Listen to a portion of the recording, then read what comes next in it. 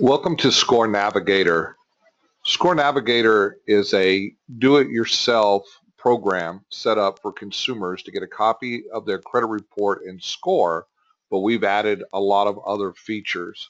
As a matter of fact, ScoreNavigator became the very first reseller of a major credit report here in the United States. So to get started, instead of going through the process of the sign up, I'm going to take you right into the experience that the customer has. So the customer has a member login. They'll put in their username and password that they've established on enrollment, and then they click login.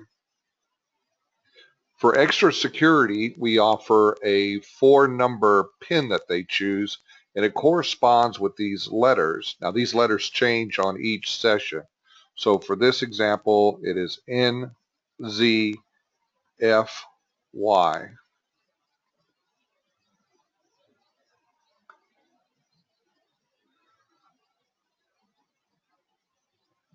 The first page that pops up for them is what we call our dashboard. Now our dashboard has a lot of valuable information for them. One thing is that they see right away is what their current credit score is.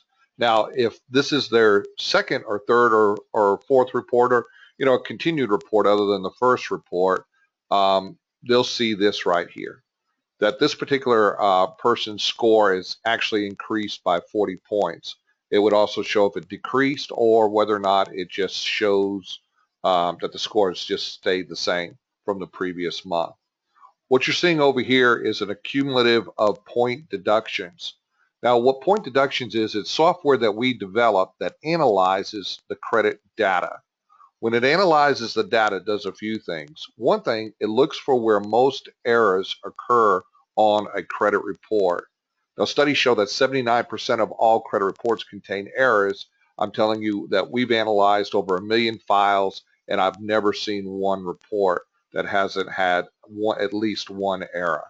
So we add up all the numbers and it comes up to 86 points. Now what that is that we assign a number from 0 to 100 plus on each one of the trade line accounts. And we not only do that, but we also have recommendations on what they can do in order to capture or recapture some or all of those points. What you're seeing here in the center is the total number of accounts that Cheryl has on her credit file. She has 29, of which 4 of them are reporting negatively, and 25 are in good standings, of which 17 are open good and 8 of them are closed. The total point deductions is 86. Now if you look down here, you can see that none of the derogatory information that they have on their credit report contain any point deductions. All the weight is here in the good standings. So we have a saying that positive credit or lack of positive credit has as much or more impact on the credit score than negative credit does. What you see over here on the right are the alerts. So they are given email alerts that go to them on any changes that happen on their credit file through that period of the month of enrollment. What they also have is notifications. And so these notifications are things that we recommend that they do, things that they haven't done already, and to remind them when their payments are due on their revolving accounts. We want them not only to know when it's due, but also the report date, so that way their payments are made in a manner to where they'll get credited for that session of that 30 days before their creditor reports again. We also have included into their membership is a financial analysis. On the financial analysis, we provide a movie up here that shows them exactly how this works, but also the reason why they need to fill this information out. Because in our experience is that in order to be able to really manage your credit, you're going to have to be able to manage your finances. They go hand in hand. And so what they see in the beginning is, again, what their credit score is. Their total balance is $205,000, and their monthly payments of $3,316. Now, when the credit data comes in for the credit report, it automatically pre-populates that data here on the financial analysis. Now what we're asking them to do inside the movie is to add the other things that do not report to the Bureau. And it's real simple. All they do is come here and they pick out certain information and then they click it all the way through and then they had add. We're also asking them to put in what their net income is. And there's various sources of income that's listed into the drop down for them to do. Now they can also, when they come down, and they put in things like their cell phone, their satellite payments, and they can pick which time of the month that they are due. Here are the pre-populated credit accounts that they have. Now, because we know, again, that there's so many different errors that are being reported, they actually have the ability to come in here and change any of these numbers. And then they'll hit save down at the bottom, and it will put in the true information. These are their balances, and then if they wanted to go in and change how much their monthly payment is. So that way we come down to this is what the real importance is. We want to know what their total expenses are and where their disposable income. And we want to work with their debt to income ratio to give them advice on how they can get that closer to, 39 to 41%. But we also want to give them recommendations of what they can do with any of their disposable income through what we call our money simulator. And I'm going to take you through all the different simulators that we have, so we won't go through it on this end, but we'll show you what will happen by them placing some or all of this money on where it should go to in order to have the most amount of points recovered. We also have a financial calendar form, and on the financial calendar, it shows when their payments are due. So this gives us a more of a broad way of looking at when their payments are due versus what we're recommending they do by paying it by the report date. So that way we can give them advice on contacting their creditor and moving payments so they fit into when they're actually receiving their money so they can make those payments by then. The next part is the credit file. Now the credit file works in many different ways, and we actually do have a movie up here to show them how easy it is to read and what we suggest that they do with the credit reports.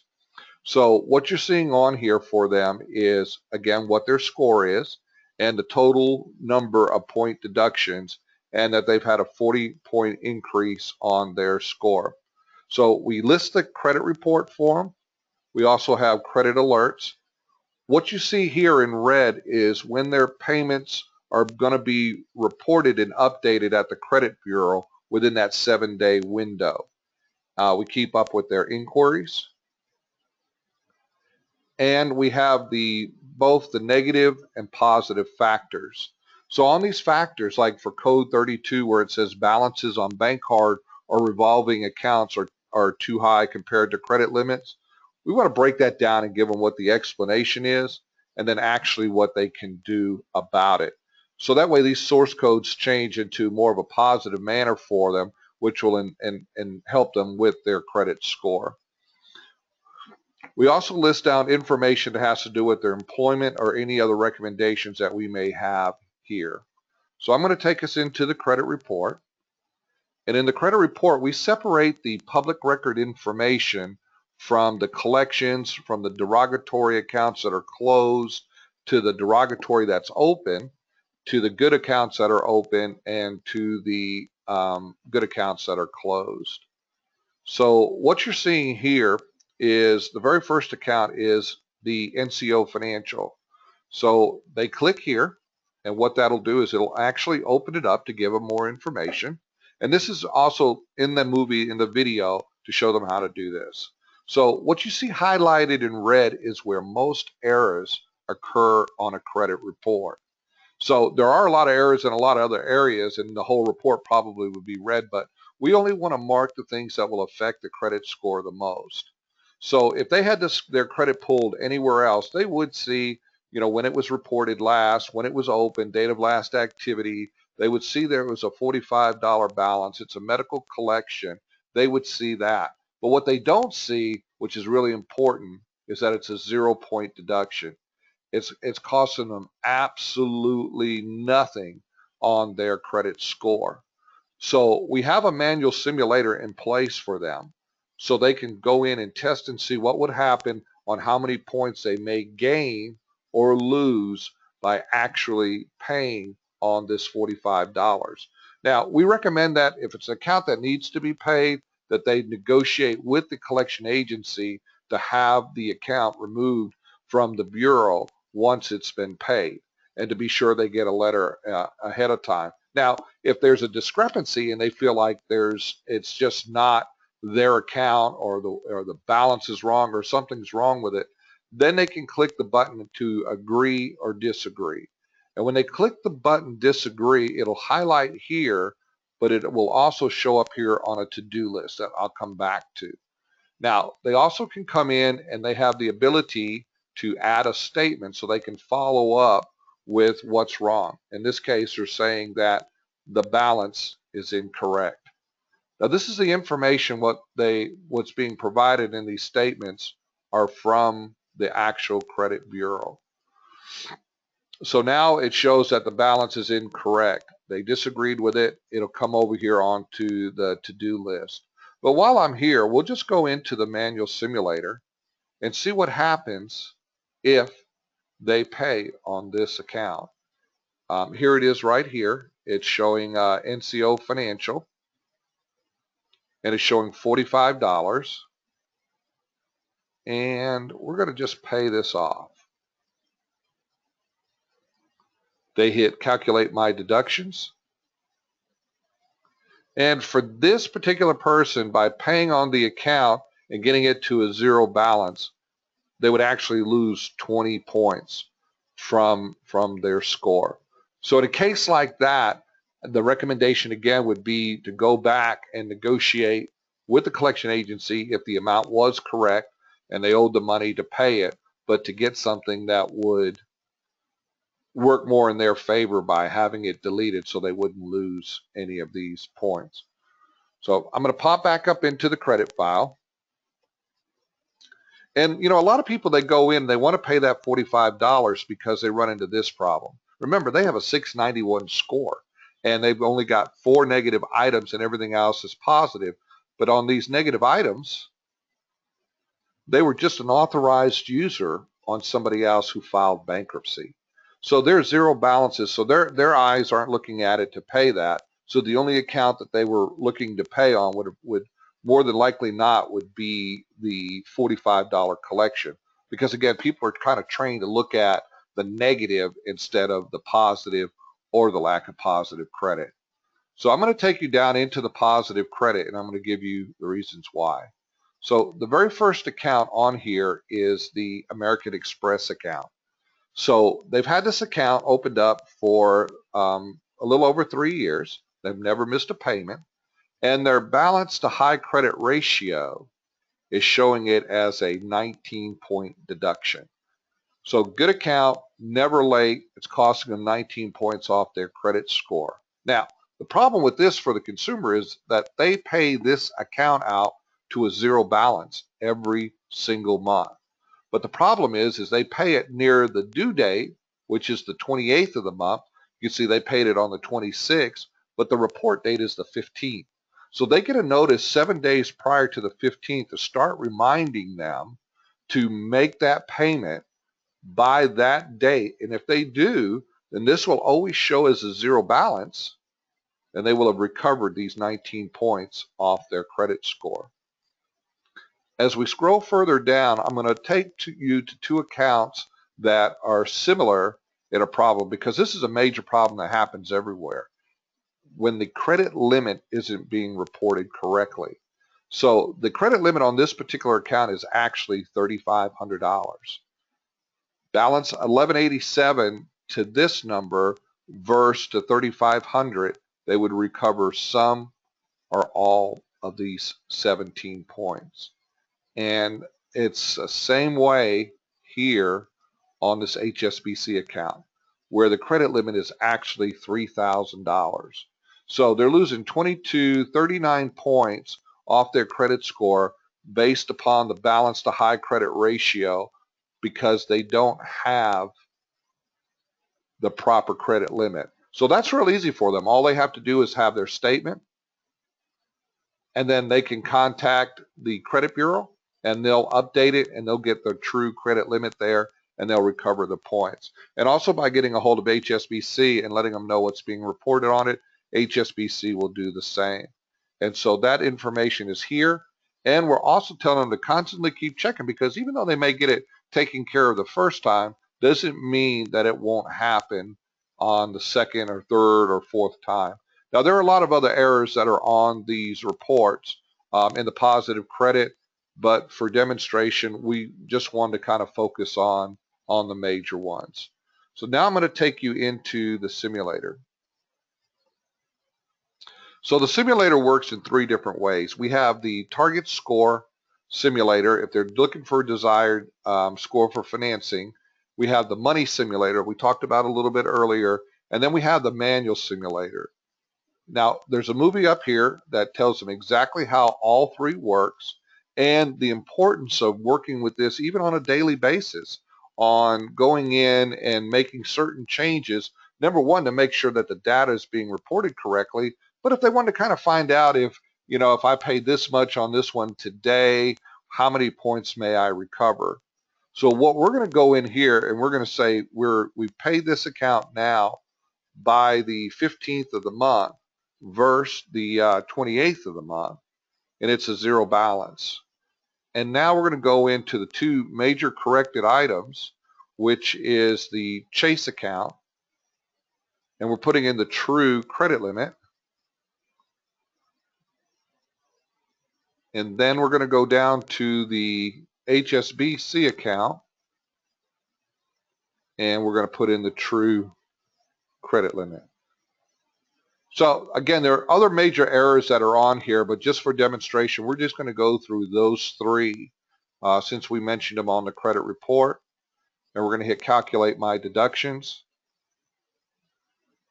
And so by paying the American Express like they normally do every single month to a zero balance, but now doing it by the report date, and by just having the two credit limits set at the right numbers, their score would actually be 40 points higher. So they got rated on a 691 score. So they may have gotten financed, but maybe at a higher rate when their score should have been around a 731 score versus the 691. So it would have been better for them. So so they have the ability in the manual simulator to play around with different scenarios on a day-to-day basis. Now, on the money simulator, if they plugged in out of their $1,400 that they're looking to spend $600 of it, and they hit run,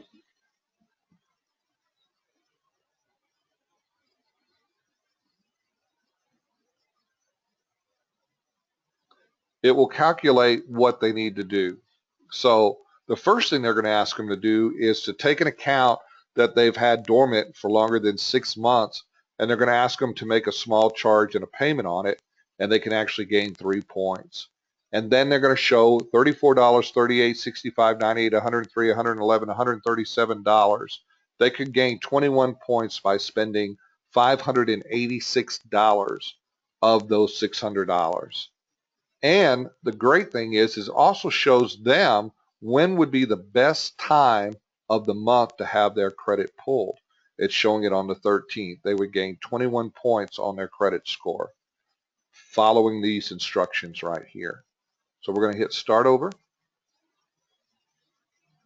Now, for demonstration purposes, even though we've identified at least 3 of the positive credits that are being reported incorrectly, we're going to say they're being reported correctly now. So I usually recommend the target score simulator after they've had 2 or 3 credit reports, so they've had time to get things updated properly. But we'll plug in that they're looking to get a 720 score.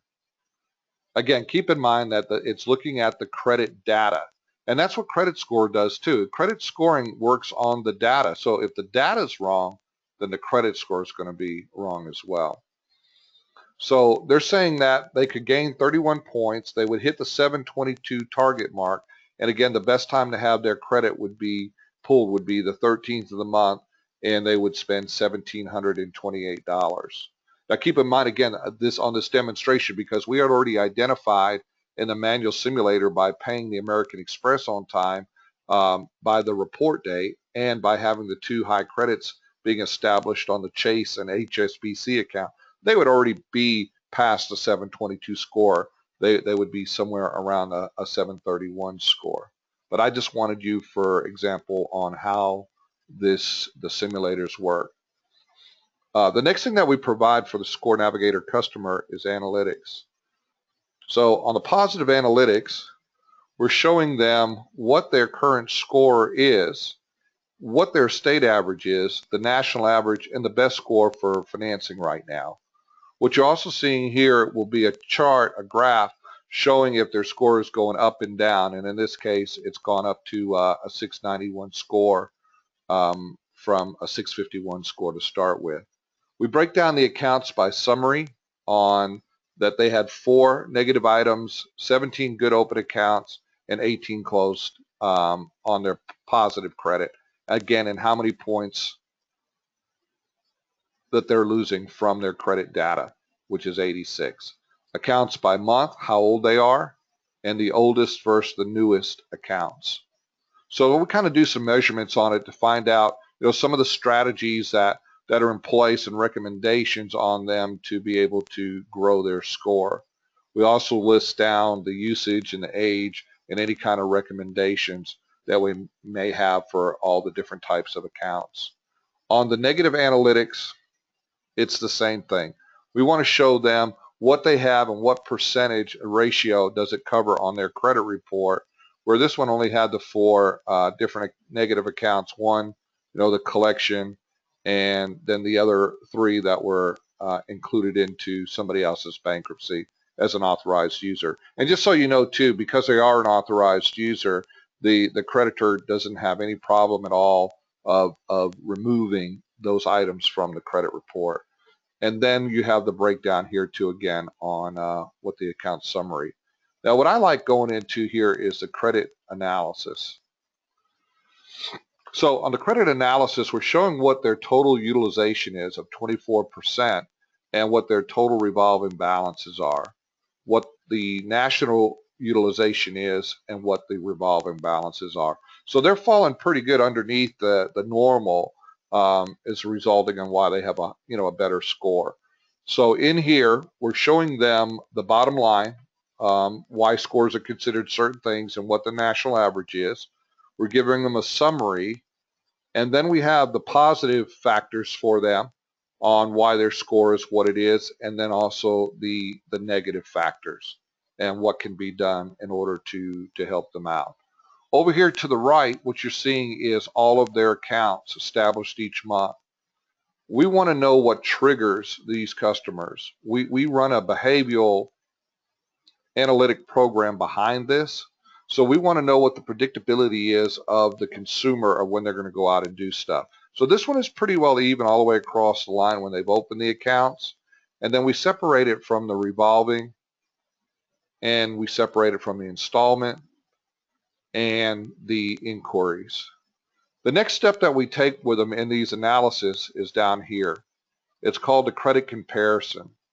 So what you see here on this side is their information, where they're showing that they have 17 open good accounts, where others that are ranging in the 681 to 720 score have 7.15 accounts opened up. And we match it up for the open revolving, the open installment, the good closed, the closed revolving, the closed installment, any type of auto loans, and any type of mortgages to do comparisons. So if they want to come in and they're looking at getting to a 751 to a 780 score, it would show their strengths and weaknesses. So we not only do it on the closed accounts and the opened accounts, obviously, but we also do it on the age of the accounts. So they can do that comparison and the balance to high credit ratios. So they can do a comparison on, again, their particular credit data, what's being reported, and their score, and people that have higher scores than they do. We use the Vantage 3.0 scoring model here for the score that's provided to the consumer. What we like about this is that the predictability is working better for them while applying for auto loans and mortgages. It's a score that's shared from all three bureaus, which also gives them the opportunity to share the data, because a lot of times something's reported on one bureau, but it may not be reported on the other two, and that really hurts them on what their score is going to be. So by using the Vantage 3.0, they're able to do those comparisons. Now, we also work with the consumer on identity theft.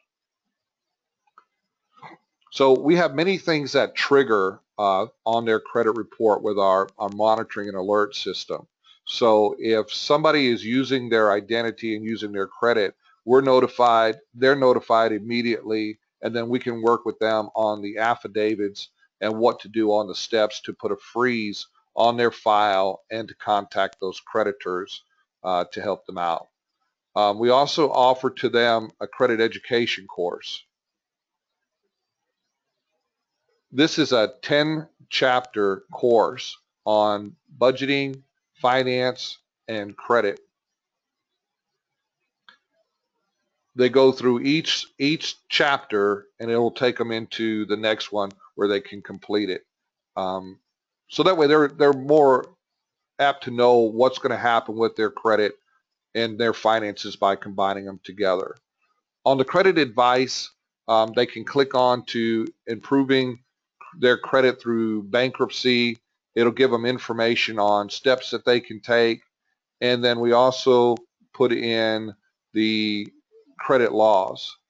So they'll know what the Fair Credit Reporting Act is, what the consumer rights are, where the Fair Debt Collection Practice Act and the statutes of limitations on items that are being reported on their credit file. Now, I want to take us up to the to-do list, because the to-do list works with the accounts that they disagree, and all they're having to do is click on to the credit bureau link, set up a username and password, and then pick from their drop downs what are the reasons why they feel like the data is being reported incorrectly. TransUnion will get that information, and then they will respond back to the consumer with any changes on the credit report. And that is ScoreNavigator.